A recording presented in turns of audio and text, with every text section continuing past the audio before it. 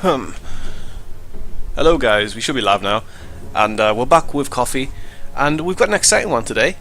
We're actually watching VG Black, who is currently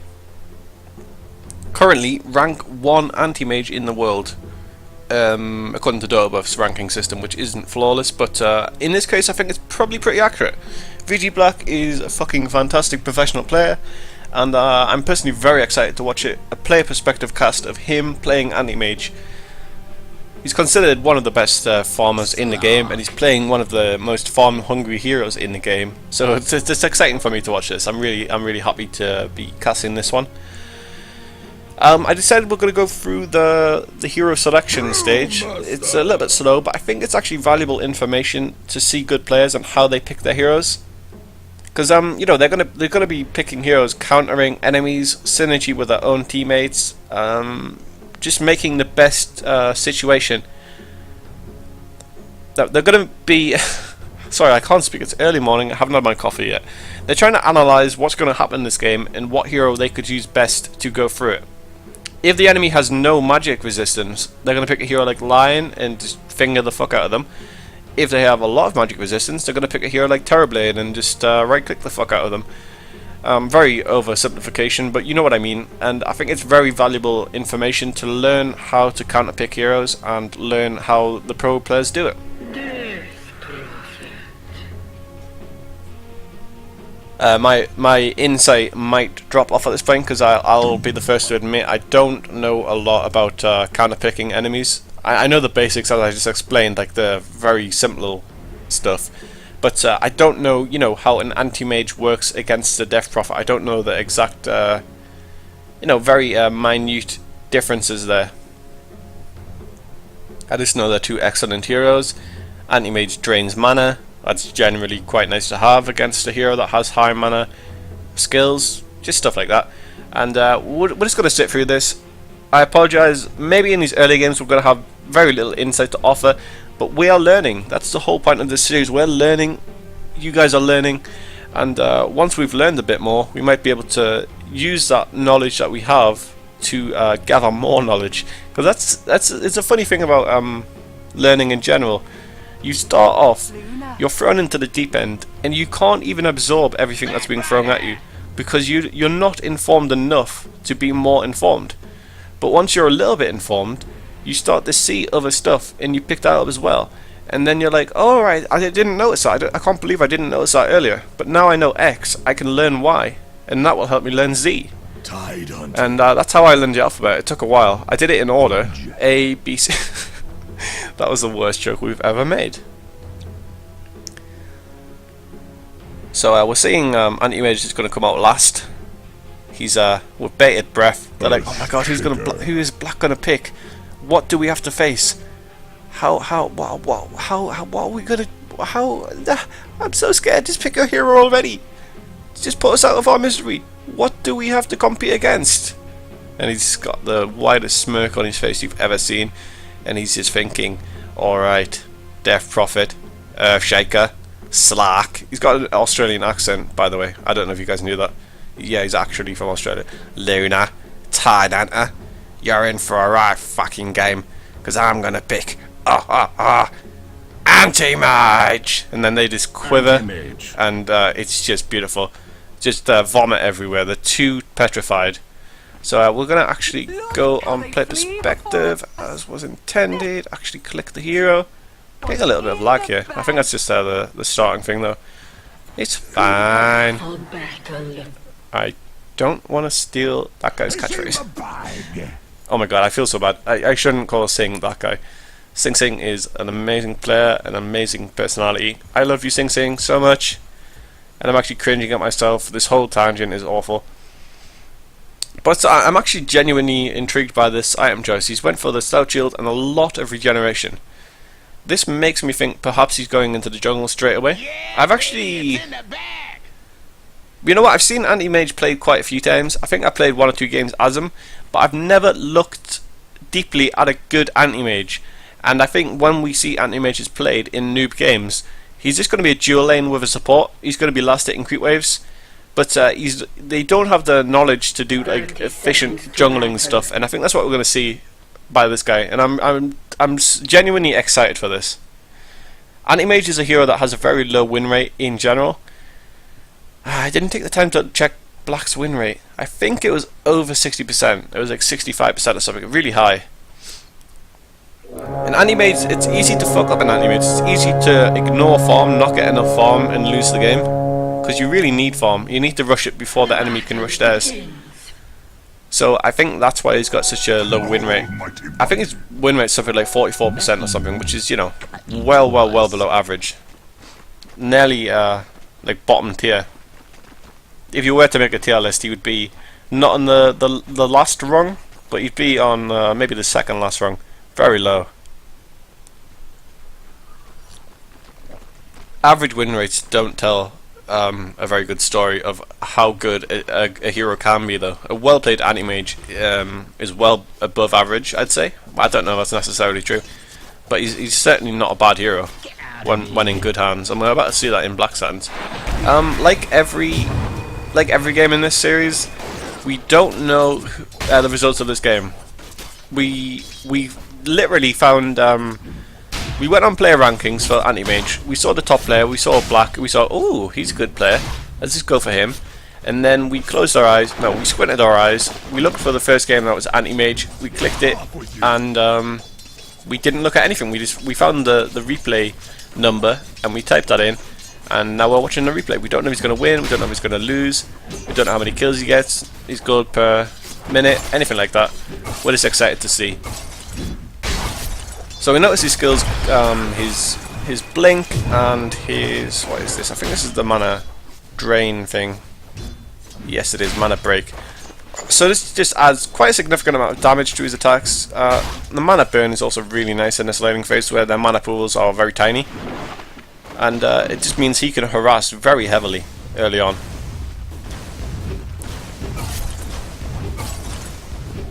I don't know the opposite of the off lane. This is like, oh my god, he's gonna get this kill. He actually cancels his attack animation, I'm pretty sure there. So I think that was a misplay. I don't know if he was gonna get the kill,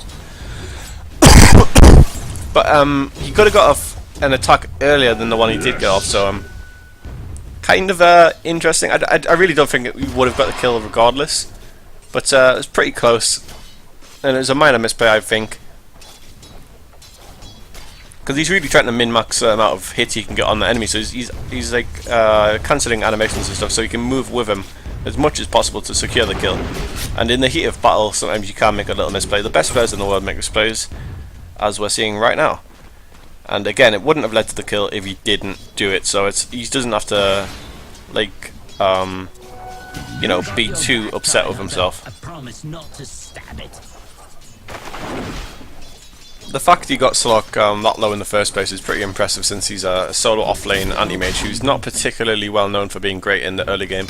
Although I think he's not bad in the early game by any means. I think people kind of undervalue his early game ability, because he does have like a flat damage increase and a flat mana burn, which any like flat damage increase is going to be better early, because like plus 20 damage per attack is more significant when your attack is 63 than it is when your attack's like 300. I'm pretty sure that's fairly obvious to you guys. Well, notice he's got a lot of skill points, but he's not using them. He's trying to think, like, there might come a case where emergency need to put them into a certain skill, or maybe he's just so damn busy getting last hits that he hasn't had the time to look down. But no, I'm fairly certain he's waiting for an opportunity where he needs to put the skill points in a certain skill to use. Maybe he wants a better blink, maybe he wants a bit more shielding, maybe he wants a bit more you know, mana drain. I'm gonna say, I think it is a bit unusual he hasn't skilled it yet. I think you could put at least 1 point in something now. I think I'd put another point in mana break just to have a bit more harassment. You don't need the shield in an emergency. I don't think it's like that kind of skill. The blink, understandable, you want to save that in case you want to blink, and you want to not use it just in case you can get away with having level 1 blink. But you know, he's not trading too many hits, he's not losing too much of an advantage from not having a higher level mana break, but I mean, it is there.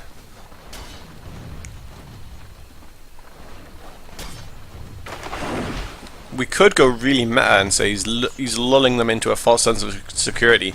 They're thinking, oh, he only does this amount of damage to us. That's really nice. And he's like, surprise, motherfucker! I'm now level 3 in Mana Break, and I do so much damage. It's interesting to see how he uses his mouse and his camera, but I'm going to quickly read this because I don't know too much about this hero. Alright, it does 20... Is that 28? Yeah, it's 28 damage per hit at level 1. Then it goes to 40, 52, 64. So it kind of scales kind of weirdly. I guess it's plus 12 every time, so it's not weird at all. But it's understandable to leave that at 1, I guess, based on, you know... It's significantly better at 1 than it is at 2. I mean, based on the amount of skill points in it, you know what I mean. But I at the same time, I think it would be worth skilling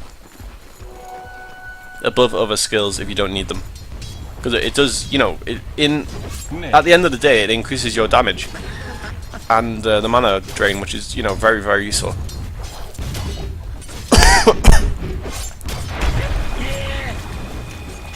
And he's fortunate that Slark couldn't really make any use of that.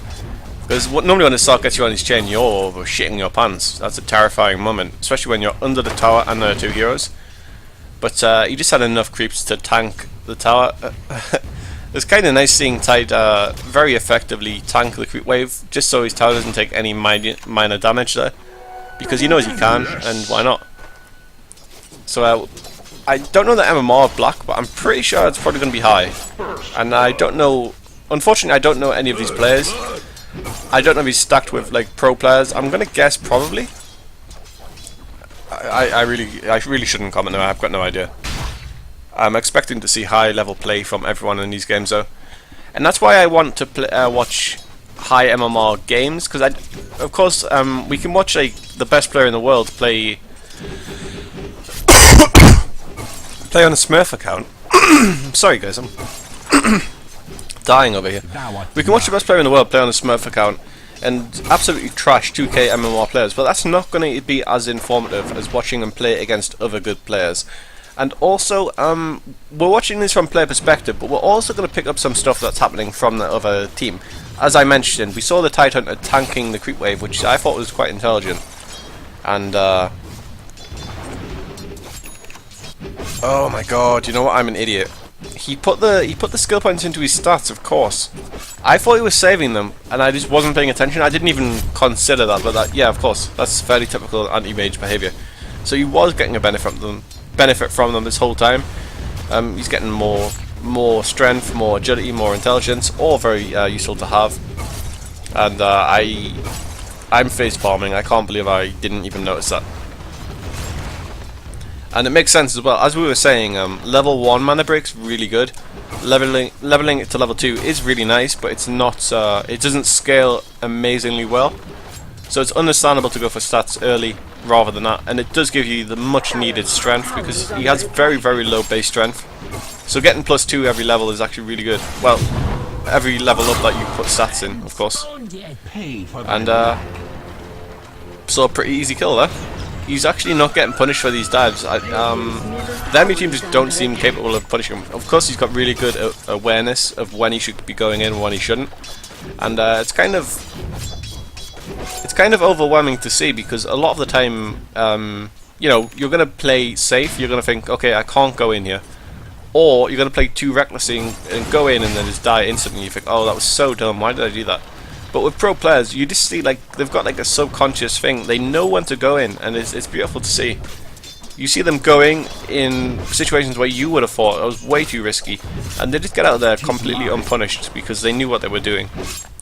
And I think that kind of thing is very hard to learn. It's kind of the thing you will pick up from watching a lot of games, but it's also something that you won't pick up just from watching this game. We saw him do it here, and all we can say is, holy shit, I can't believe that worked. And he's playing pretty fucking risky, I'd say. He's against a Slark and a Tide Hunter, and he was alone. Now the Doom's here, and he's also got the Bat Rider close by, although the Bat Rider's kind of out of the way now. But I mean, he's against a Slark. I'd shit in my pants against a Slark. Slark has such good shutdown. He can, you know, set you up to die. He is against 2 melee heroes though. He'd be a bit more worried if the Tide Hunter was replaced with a hero with like good ranged or good ranged new magic spells to throw off. And oh, he was getting body blocked a tiny bit by his own buddy, but Blink gives him such good survivability this early on, and they're hoping for the Doom to take down. Anti-mage, okay, yeah. He's really focusing on that enemy, but you knew he was in safe distance. He was looking at the minimap with one eye, I guess. That's what I was doing. And I was thinking, oh my god, look at your hero. Because I'm so used to looking at my hero and like nothing else, which is a terrible way to play the game. And this is a really interesting thing about player perspective you don't get from other kinds of casts. We're seeing how he controls his camera, what he does with his mouse, what he's doing with his skills. And you learn stuff like that, like, okay, he is looking at this enemy, he's not even looking at his hero. He knows he's safe, and he's doing this, and he's picking up a lot of information that we wouldn't get if we were just looking straight at our hero. So it's something worth considering. It's something that you should be doing as you get more comfortable with, you know, not having the camera hovering over your hero at all times.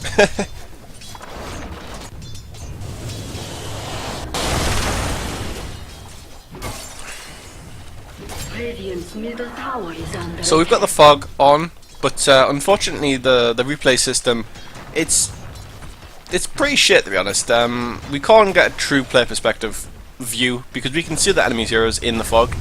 The one thing we can do though, we can know where the fog is, and if we see them inside the fog, we can determine that our buddy can't see them. That's pretty you know, self-explanatory, but it's something you've got to keep a mind on. If you see an enemy hero and you're thinking like, why isn't he killing him? You can't actually see him, he's in the fog. I really wish you could change the setting. I hope they do it one day, but for now he couldn't see anything going on there. Dire's top tower is under attack. And it really hurts for these kinds of casts where you're trying to learn stuff from watching from his perspective, but because we can see stuff he can't, so it really annoys me. But I'm not going to go on and on about it. It's how it is, and, you know, complaining isn't going to change anything. So Anti-mage is feeling pretty good. He's been getting quite a lot of last hits. He's been, you know, not getting harassed a lot. He hasn't died yet, and in fact he's got a kill. So he's feeling very happy in this lane, I think. They're just not doing enough to shut him down at all. And you see he's got a fairly substantial amount of farm this early in the game. And I think that's really impressive. The fact he's been alone, and I think it's a misplay on the enemy. I really can't see how he's managed to get away with all this. I mean, it's down to him being a great player, but the fact that he is getting away with this is kind of insane.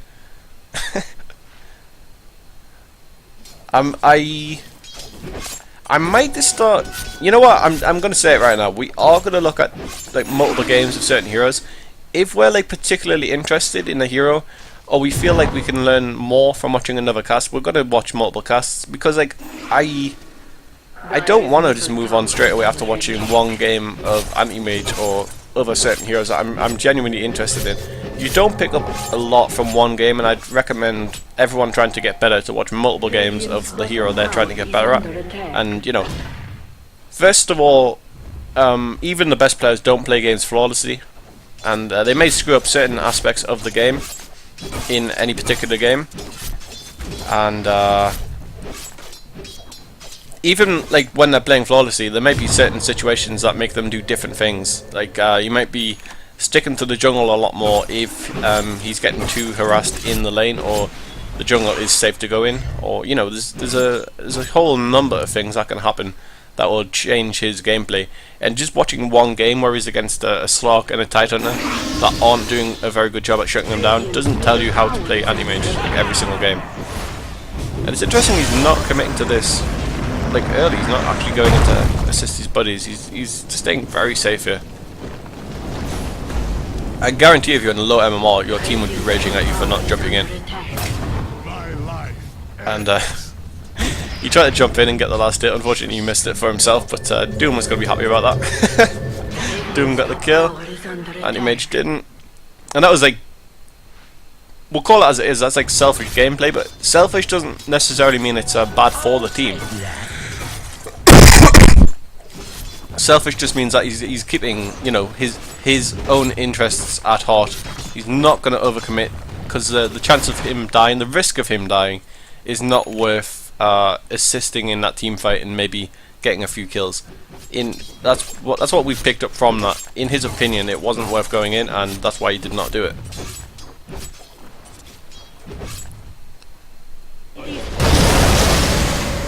And it is understandable on a hard carry like Anti-mage. You really don't want to die. Dying gives up way too much, and you know it's important that you get your early farm and you keep on, you know, snowballing into getting nice farm, nice items. You can start using that to transition to the tower pushes, and you know, you can really underestimate what one kill can do, what one death can do on a hero like Anti-mage. So him playing safe there is completely understandable. Although I say completely understandable, it is pretty hard to relate to, because it's something that I could never see myself doing. I could not be close to enemies on low life with lots of ally heroes around and think I'm not going to run in and try and commit to this and try and kill them, because it looked like it was pretty safe, but he was playing hyper safe there, I'd say. And again, we've got knowledge that he does not have though. There could have been enemies behind the fog, and he's always going to be conscious of that. Again, his life is very valuable. He can't just throw it away. So I'm not even trying to defend his actions now. I think it's pretty much unanimous that he has better game understanding than I do. So I can't even, you know, all I'm trying to do is try and work it out myself so I can learn something from it, rather than say, okay, that was a misplay. Because I think that would be fairly arrogant and, you know, most likely incorrect. Dire's bottom tower has fallen. Another aspect to watching multiple casts from the same hero, I don't want to watch, you know, I don't want to watch him like completely dominate the enemy.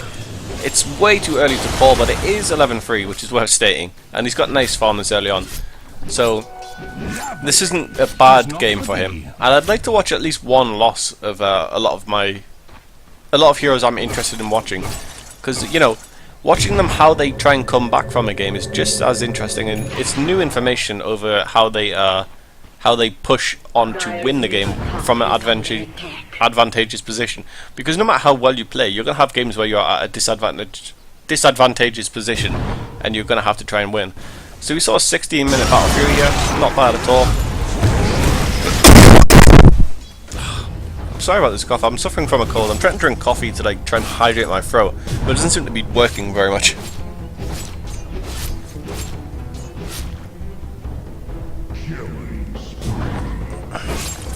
And he's putting his battle fury to good use. He's getting a lot of farm with it immediately.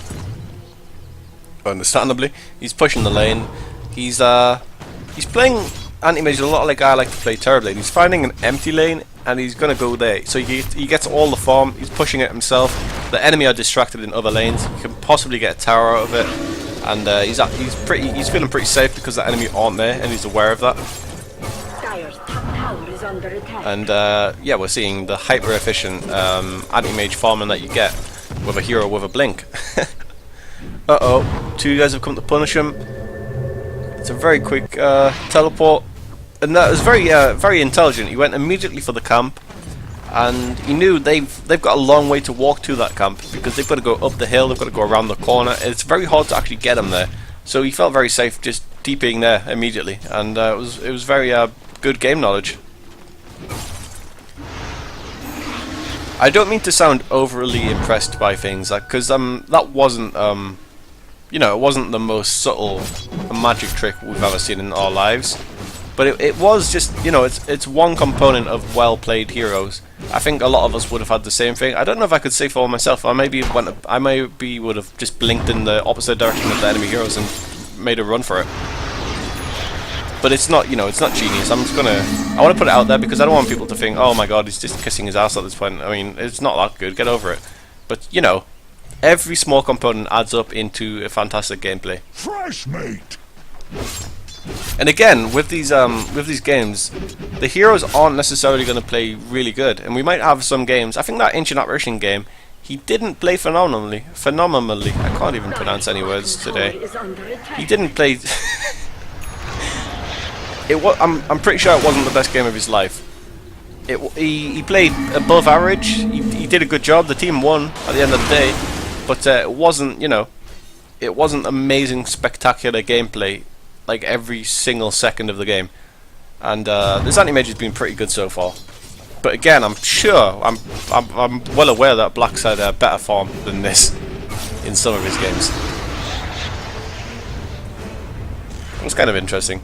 I think she used the Yules just before her crypt hit, so she pretty much like saved him from the damage. That's kind of funny. I was looking at his inventory, I was like, has he bought a Yules for some reason? Because that was like perfectly used. But nope, she just perfectly used it in the wrong way. And we are seeing him use his tread switching. Fucking hell, I can't even speak today. Bad. And you know, it's really cool. It's something like, it's such a meta thing to do. It's like such a minor change. It is significant, it's worth doing, but it is very minor. So when players do it, it impresses me because it's like, holy shit, that's a lot of commitment for, you know, a relatively minor change. Oh, that ultimate. He's just not low enough. That's so unfortunate. And there's Anti-mage's first death. And is his buddy going to survive? He doesn't have a DP. He's got his 4-staff. He's going to have his blink right now. And yeah, he's going to slowly blink away. Doesn't want to use his 4-staff because that would destroy trees. And I'm pretty sure that would bring awareness to himself. Anti-mage is just checking out his buddies. Like, is Keki's going to be okay? I think Keki's going to be okay.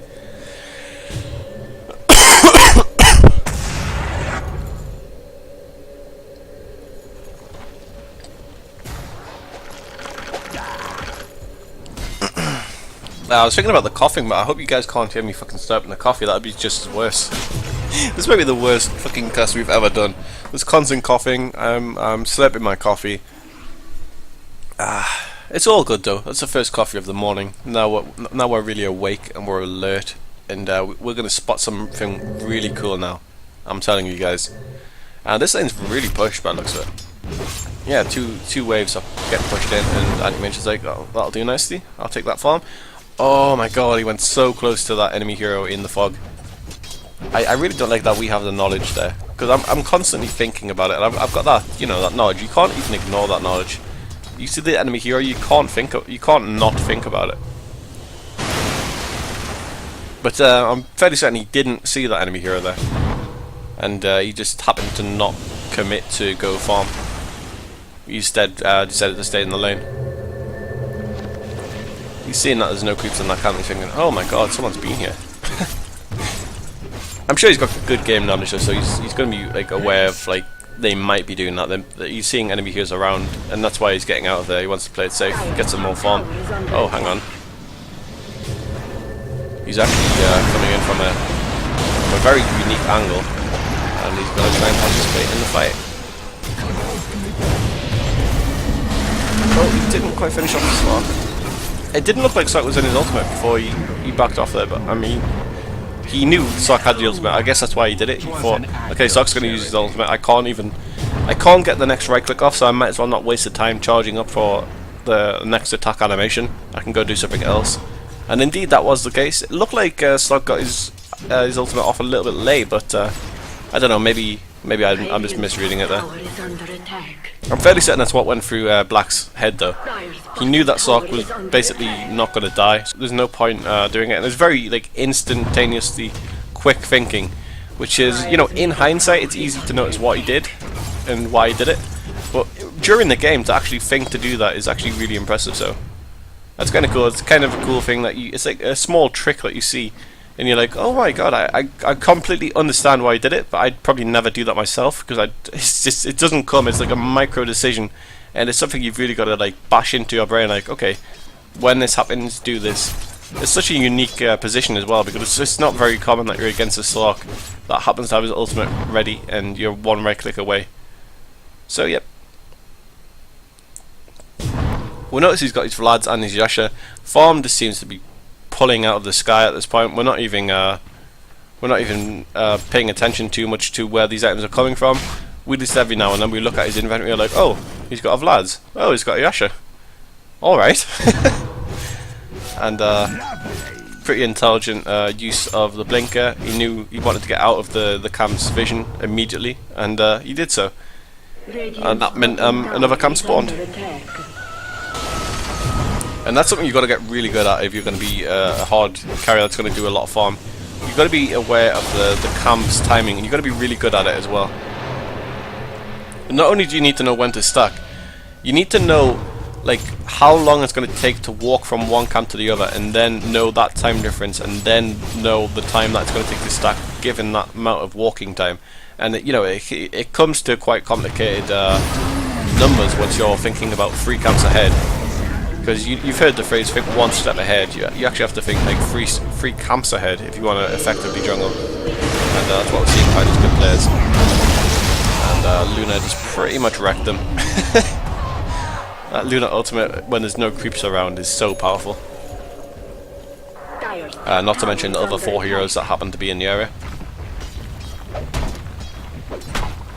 I'm fairly certain our Anti-mage didn't have enough for the ultimate orb before dying, because of course if you're going to die you want to spend all your gold, but I'm fairly sure he didn't have the gold for it. So it wasn't a misplay in the fact that he didn't buy it. Well, I'm only mentioning that because that's a misplay I constantly make, and I'm trying to improve. I'm striving to improve on that. Because I very regularly I'll die with 2,100 gold, and they'll think, oh, for fuck's sake, I could have just bought that ultimate orb that I was actually going to buy next anyway. And especially in deaths that take a long time for you to actually die, but it's inevitable you're going to die. So she's being doomed. Like, I've really got to get better game awareness to know when to oh, you don't want to TP near an Earth Spirit. I mean, an Earth Spirit? An Earth Shaker. So many stuns he could just throw out. And it was good use of his stun there. It was well played by him.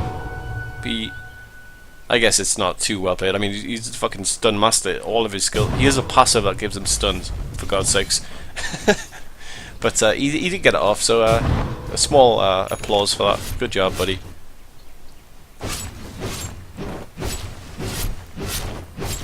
And we can see our Anti-mage is building his, what do you call it, Manta style next. Very, very good item on Anti-mage. Not only do his illusions have really good stats and, you know, therefore good damage, they do get his mana break passive, which is, you know, fantastic. That means they're going to do even more damage, they're going to drain more mana, and all that mana drain is going to lead into his ultimate, which does a lot of damage when they're on low mana. So it's just truly fantastic. You also notice he picked up the Vlads. He's got the Vlads because his mana break is an, I don't even know the official term for it. I think it's an orb attack. I don't know. It doesn't stack with vampirism, basically, but the Vlad's aura doesn't count as an orb attack. We'll call it an orb attack. So you can have Vlad's and Anti-mage's thing, and it's very, very good because lifesteal allows you to farm much more efficiently and fight much more efficiently, to be honest, because if you're man fighting and you're dealing so much damage, you've got to be healing a lot. And, you know, ultimately you need the lifesteal, so you need Vlad's on this hero. You can't get a Helm of the Dominator or a simple Morbid Mask because it wouldn't stack with your passive mana break, and that's where a huge source of your damage and utility comes from, the mana drain. Very basic Anti-mage information there. I'm just trying to explain all the little facets that I can while we're watching them farm, because you know, I'm running this through my brain as well as yours, because like I need to remind myself of these little things so I'm aware of them, and I'm really trying to analyze all the item choices so I can think, okay, he's got this item, but why has he got this item? Because you don't necessarily see why he shows these items. You can make educated guesses, and that's all you can do. And yeah, I think it's worthwhile to do such a thing. The treads, for example, are really good because they give him a lot of attack speed, which is, you know, more attack equals more mana break, which is really good. And if you're going to tread switch, I think treads are very, very good boots. Even if you don't tread switch, they're often the right choice on a stat heavy hero like Anti-mage.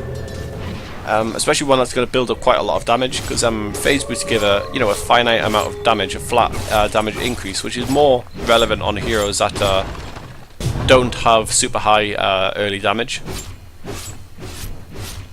And more to the point, they don't have super high damage throughout the entire game, and they need the speed, the chasing speed, which Anti-mage certainly doesn't need with his blink. So it's pretty obvious why you get treads instead of phase boots on Anti-mage. Radiant's bottom tower is under attack. And it's actually really nice to see him actually use the intelligence switch just to do these blinks. That's like so fucking meta, and it's like it doesn't even seem like he needs it all the time, because his mana regen's coming up, and he's gonna have full mana, even if he didn't use it in sometimes. But it's a kind of a habit that you force yourself to get into, and I mean, once you start doing it, it's actually really good. All right, they didn't quite notice that Roshan was going down. No fault of their own. They do have a ward there, but they honestly, I wasn't paying too much attention. I'm gonna guess they smoked in. That would make sense to me. Let's try to man for the Luna. Okay, he blinked in to get it. He could be punished for this. It looks like he's not gonna get punished. And ultimately, it went good for his team, that fight thing. I didn't quite pick up who got the Aegis. I'm gonna make an educated guess and say it was either Death Prophet or Luna. I don't think it was Luna though, so I'm gonna guess it was Death Prophet. Slark's a possibility, so I don't think they took the Aegis. But watching from player perspective, so he didn't even have the camera on, you know, all of the deaths, so they may have took it. I apologize for not paying as much attention as possibly I should.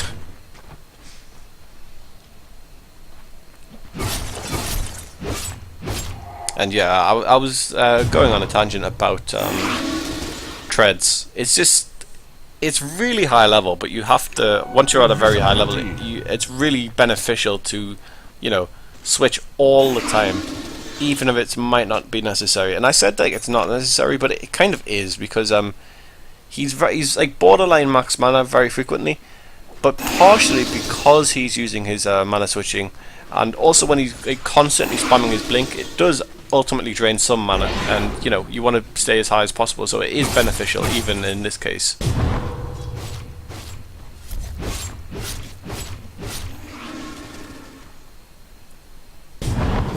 And here you can just see he's microing his illusions. He's probably just moving them into the creep wave so he can, you know, clear the creep wave. He's also kind of scouting that lane, or he was originally, just in case she was in the lane. And it's good use of illusions just to throw them out. You get to see, you know, they've got eyes themselves, and even if you don't even stare at them, you can see on the minimap if he saw an enemy hero on the lane. It'd be useful information. And he's got his eagle song. It looks like he's probably going to be building into a butterfly. I'd be very surprised if he wasn't. And yeah, pretty powerful at this point in the game. Butterfly is an interesting choice. I mean, the stats are really beneficial on Anti-mage, and yeah, I think it's understandable. You see, I'm making the error. I'm thinking about Terrorblade too much. I'm comparing them too much with Terrorblade. But ultimately, Anti-mage isn't an illusion hero. He just happens to build the Manta style. And the Scotty wouldn't be particularly amazing on him because, well, first of all, it's an orb attack, which would, you know, instantly makes it not great.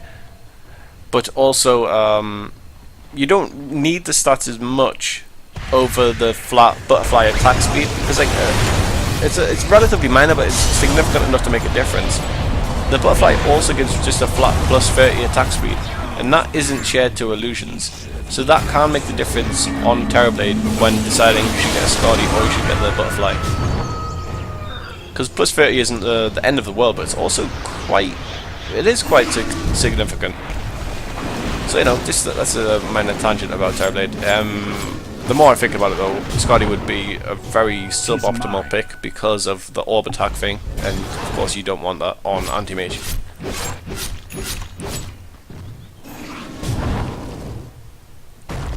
But Butterfly just seems like a really fantastic item on this hero. And the game's looking very much in his pocket at this point. The enemy are going to have to do something spectacular to turn this around.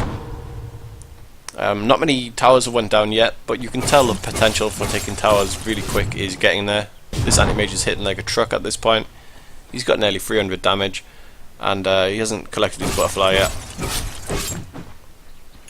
And that's without the mana break as well, so you know, it's a lot of damage. Now he has well over 300, plus the mana break, plus the attack speed, plus the illusions. He can very quickly melt down a tower, very quickly push a lane, and you know, it's not looking good for the enemy team at this point. They are coming though, they could get a kill here. He's very evasive though, and a well-timed blink out of there pretty much got him safe, and immediately he's gone back to farm. He's using the illusions to kind of scout the area. Might get a cheeky use of them to do a little bit of jungling, but nope. He's going to instead scout the area and also get a bit of harassment slash creep pushing. I don't know if he split them separately though. I don't know if he intentionally made one go for the lane and one go for the hero, but that's how it worked out. I don't know if that was intentional, but that was really cool. Because it looked like he just attack moved them together, and they happened to just be like within distance of the creep wave and the Death Prophet, and that's kind of amusing. That's like, it looked really good. I don't think he did though. It's hard to tell because in replays it doesn't have perfect representation of the micro of other units other than the hero. But I'm fairly certain it wasn't intentional, but it worked out really nice. And that kind of micro where the illusions are doing different things like very quickly makes you think, okay, maybe one of them's the hero. Because like, there's no way he's microing his illusions that well. So it's just a very interesting meta thing that happened there. I don't think I'm fairly certain they didn't fall for it. They didn't think one of them was a hero, but it's cool to see though.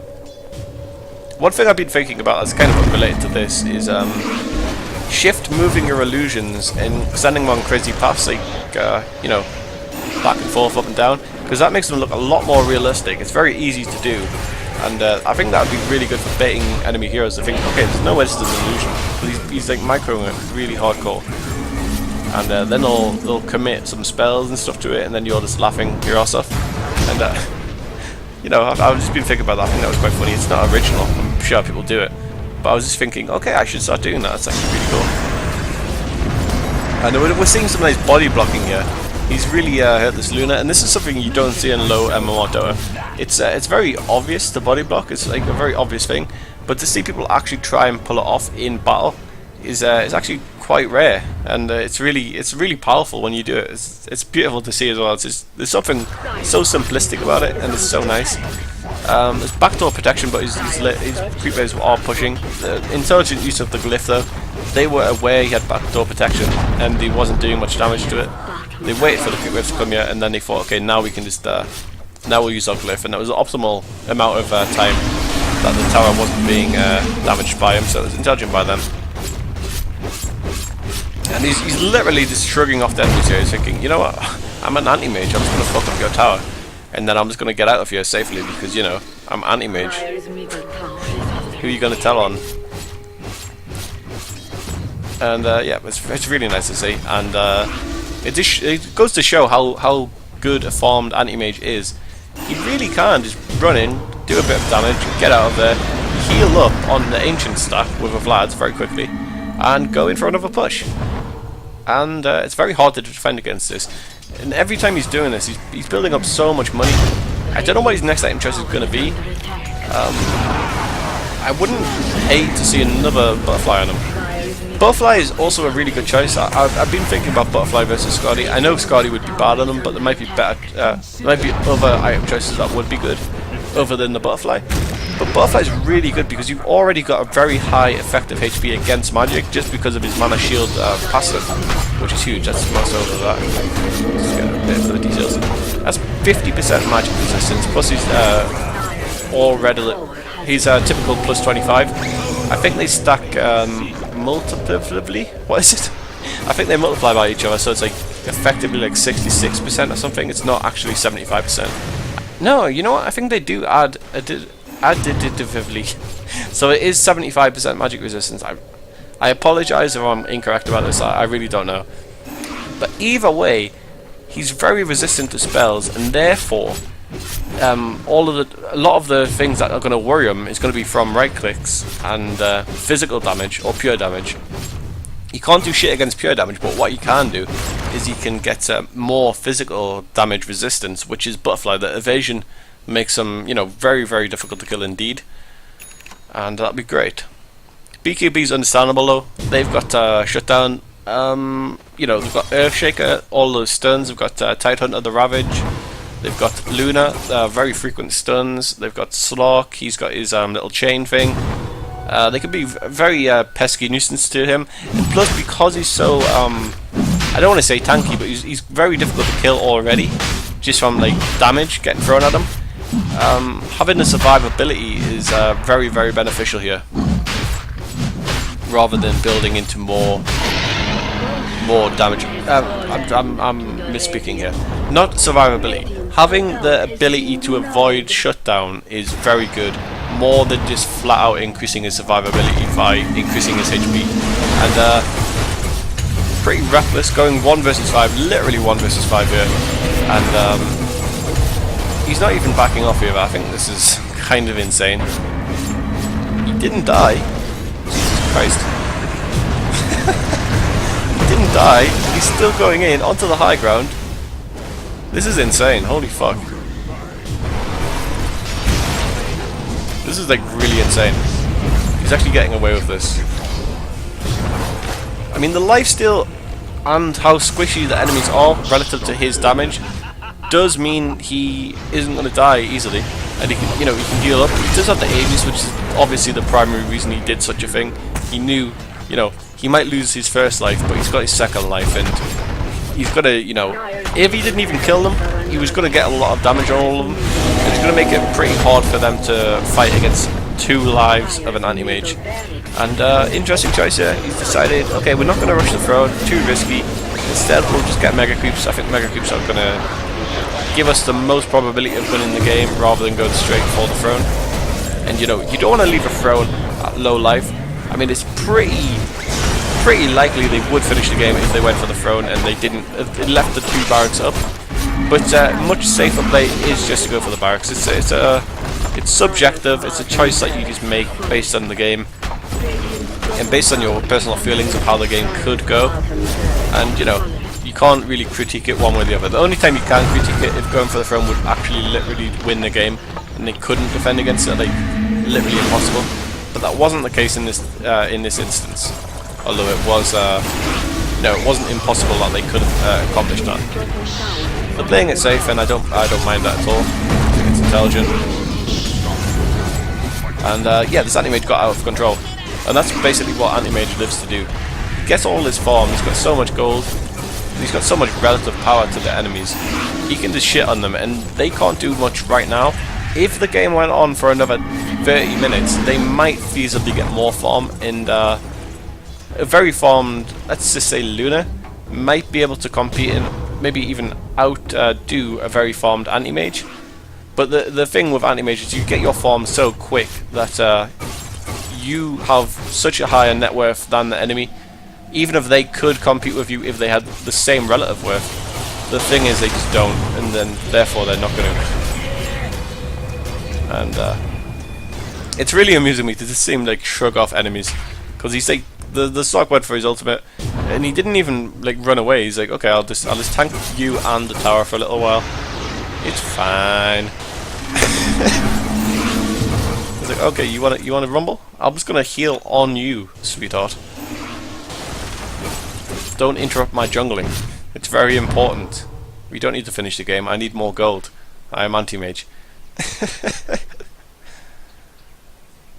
So he's building a monkey king bar. Not entirely sure. I mean, it's a really fantastic item, and it's understandable. I don't know if they've got butterflies at this point. Luna's a very frequent butterfly builder. I haven't been able to detect if she's built it. I don't know if he's moused over her and found out himself, because I mean, when he does click on an enemy hero and he glances at their inventory, he's glancing and taking in more information than we are, because we're not as used to doing that. We're not as you know, we're not looking for the thing he is looking for either.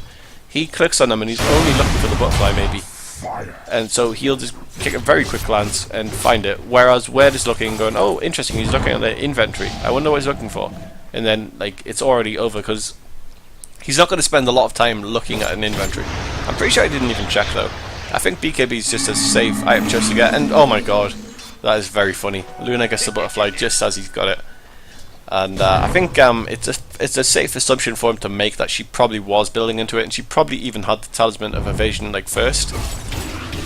And perhaps he did notice that when he was hitting her at one point, without even looking at her inventory. If he noticed the attacks were missing, he would have said, okay, she's got evasion, I should get a BKB. I mean MKB. So you know, I'm just waffling on at this point. I'm just looking at his inventory. He's looking pretty set, to be honest. He could trade the boots for boots of travel, but would that even necessarily be best? Probably. The move speed would be very beneficial, and the stats at this point aren't, you know, as relevant, considering he's already got really high stats in other ways. He could, you know, I'm trying to think, what would you even replace? He's definitely not 6-slotted. I don't feel comfortable saying he's 6-slotted, but the Battle Fury is genuinely great on this hero. So would you replace the Battle Fury for something such as a second butterfly?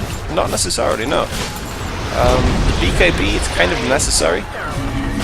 You'd like to have more damage or like another useful item, but it's kind of necessary, so you might keep that. You might be inclined to replace it with a Lincoln's maybe, but unlikely. I think the BKB is more useful for when you're just diving in and, you know, going 1 versus 5 kind of. You can't shut me down, you can't kill me, I am fine. You are dead. And yeah, this has been a very, very dominant anti-mage game. From the early point, he was kind of snowballing out of control, as you really want to see on an anti-mage. And, you know, I'm genuinely interested in watching a game where an anti-mage doesn't do so well. I want to see a well-played anti-mage just get outplayed by the enemy. They really try and shut him down early, and they really succeed in doing so. And I'm hoping for that, but I'm also just hoping for another game as anti-mage. Maybe just another game where he wins by a decent margin, but he doesn't necessarily crush the opponents. And it's not fair to say he's crushed the opponents in this game. They haven't done like super bad. They've actually been, you know, they've been playing as a team. They've been trying to fight. It's high MMR play. They're good players. It's just you know, you get an anti-mage and he makes the enemy look silly because he's reached a point where he can do such a thing, and it's not any it's nothing negative on that team. The fact that they're not surviving against a farmed anti-mage is, you know, par for the course. It'd be really fucking weird if they were surviving against that at this point in the game. So yeah, you know, we saw a really good anti-mage game here. We're going to move on to the next hero, but we are going to keep in mind we want to watch more anti-mage. We might even watch more Abaddon. Abaddon's kind of an interesting hero, and you know, it's just up to my discretion. And I guess when we've got some more viewers, I think we've got like literally 0 viewers at this point, which is fine. People can watch the VODs on YouTube later. If you guys want to like suggest the hero that you especially want to watch, that'd be great. And let's take a quick glance at his goal per minute here. 879. Not bad at all. 480 last hits in a 46-minute game. Kind of insane. And yep, very well played by Black as expected. Wow, did that really take 3 takes? Alright guys, thanks so much for watching this one. I'm gonna end the stream just for like 1 minute, so I can keep it as a separate VOD for YouTube, because I don't want to put like a full stream on YouTube. But then I'm going to restart the stream like literally 1 minute later, and we'll watch another game by the next guy in the series, which I'll find out now for a little teaser. It's going to be Axe. That's very interesting. Axe is a really cool hero if he does well early, and I'm interested in seeing how he's going to be played by a good player, the best player in the world, according to Dota Buff. Alright guys, thanks again. See you soon.